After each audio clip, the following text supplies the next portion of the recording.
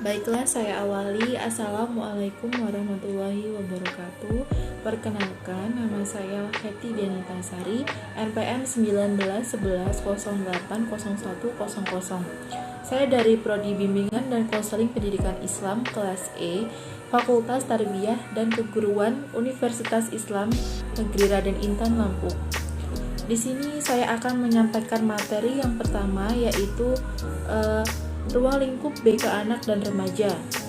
Adapun poin yang pertama yaitu pengertian BK anak, dan yang poin kedua yaitu pengertian BK remaja, yang ketiga perbedaan antara BK anak dan BK remaja.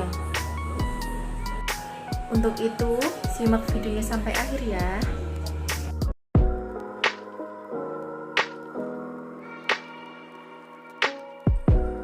Poin yang pertama yaitu pengertian bimbingan konseling anak.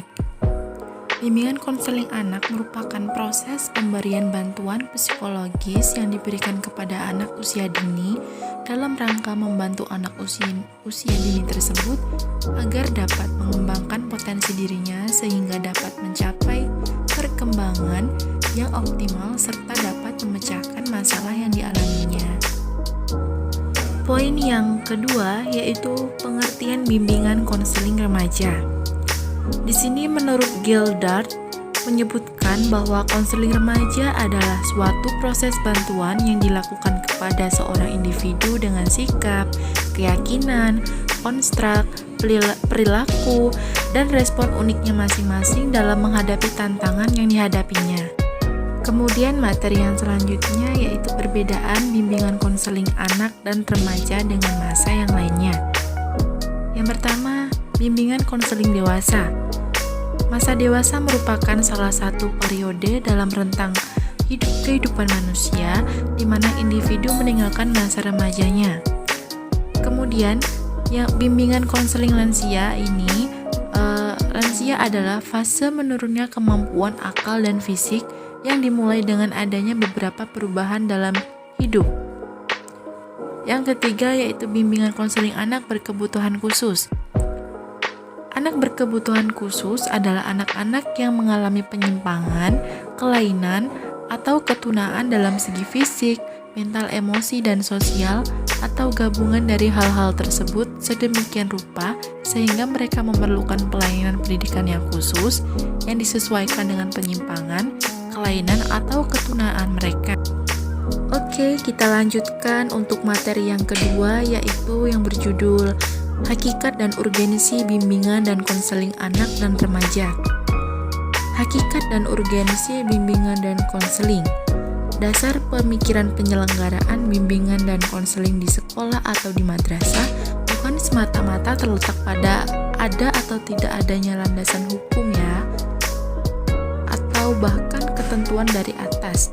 Namun yang lebih penting adalah menyangkut upaya memfasilitasi peserta didik yang selanjutnya disebut konseli agar mampu mengembangkan potensi dirinya atau mencapai tugas-tugas perkembangannya yang menyangkut aspek fisik, emosi, intelektual, sosial, dan moral spiritual. Kemudian selanjutnya ada hakikat bimbingan konseling anak.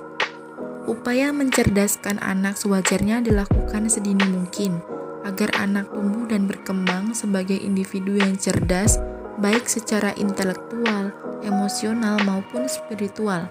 Selanjutnya, secara dini ini pula orang dewasa, guru ataupun orang tua perlu memahami dan membantu membimbing anak agar berbagai aspek perkembangan seperti fase dan tugas perkembangan mereka dapat tumbuh dan berkembang secara optimal.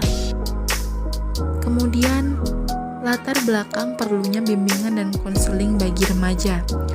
Menurut Aunur Rohim Fakih, bahwa latar belakang perlunya bimbingan dan konseling karena manusia memiliki unsur jasmaniah atau biologis dan psikologis atau mental rohaniah. Manusia sebagai makhluk individu, sosial, berbudaya, dan sebagai makhluk utuh. Adapun tujuan bimbingan dan konseling pada umumnya sama bagi anak dan remaja, yaitu yang pertama pemahaman, berhubungan dengan orang lain, kesadaran diri, penerimaan diri, aktualisasi diri atau individuasi, pencerahan, pemecahan masalah, pendidikan psikologi, memiliki keterampilan sosial, dan reproduksi serta aksi sosial. Lanjut untuk materi yang ketiga, yaitu tentang konsep dasar BK anak dan remaja yang meliputi tujuan dan fungsi BK anak dan remaja. Yang pertama adalah konsep dasar bimbingan dan konseling anak dan remaja. Pengertian bimbingan dan konseling anak remaja yaitu bimbingan konseling anak merupakan proses pemberian bantuan psikologis yang diberikan kepada anak usia dini dalam rangka membantu anak usia dini tersebut agar dapat mengembangkan potensi dirinya sehingga dapat mencapai perkembangan yang optimal serta dapat memecahkan masalah yang dialaminya.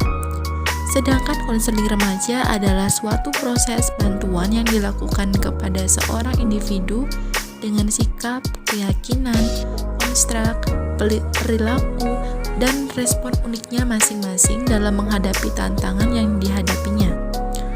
Adapun tujuan bimbingan dan konseling anak dan remaja yaitu di sini dibagi menjadi 4 ya. Yang pertama yaitu tujuan fundamental, yaitu memberdayakan anak-anak untuk menghadapi masalah emosional yang menyakitkan dan memberdayakan anak-anak untuk merasa nyaman dengan dirinya.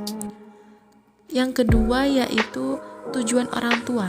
Tujuan ini dibuat oleh orang tua ketika mereka membawa anak mereka untuk melakukan terapi.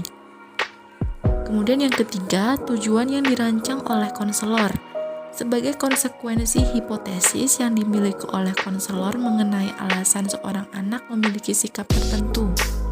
Misalnya seorang anak yang gemar melumuri kotoran. Kemudian tujuan yang terakhir yaitu tujuan anak-anak. Selama masa terapi dan merupakan tujuan yang ingin dicapai oleh anak-anak, meskipun biasanya tidak mampu untuk mengatakannya secara. Kemudian ada fungsi bimbingan dan konseling anak dan remaja. Di sini terdiri menjadi 5 fungsi, yaitu yang pertama fungsi preventif atau pencegahan. Fungsi pencegahan terhadap timbulnya masalah dalam fungsi bagi para siswa agar terhindar dari berbagai masalah yang dapat menghambat perkembangannya. Yang kedua, fungsi penyaluran. Para siswa yang dibimbing dapat berkembang secara optimal, siswa perlu dibantu mendapatkan kesempatan penyaluran pribadinya. Fungsi yang ketiga, fungsi penyesuaian. Pelayanan bimbingan adalah membantu tercapainya penyesuaian antara pribadi siswa dan sekolah. Fungsi yang keempat, fungsi perbaikan. Berperan untuk bantuan bimbingan berusaha menghadapi masalah yang dihadapi siswa. Kemudian fungsi yang terakhir yaitu fungsi pengembangan. Layanan bimbingan dapat membantu anak dan remaja dalam mengembangkan pribadinya secara terarah dan mantap. Baiklah, sekian materi yang dapat saya sampaikan di video kali ini, dan semoga video ini dapat bermanfaat dan bisa menambah wawasan kita semua. Saya akhiri, wassalamualaikum warahmatullahi wabarakatuh. Thanks for watching.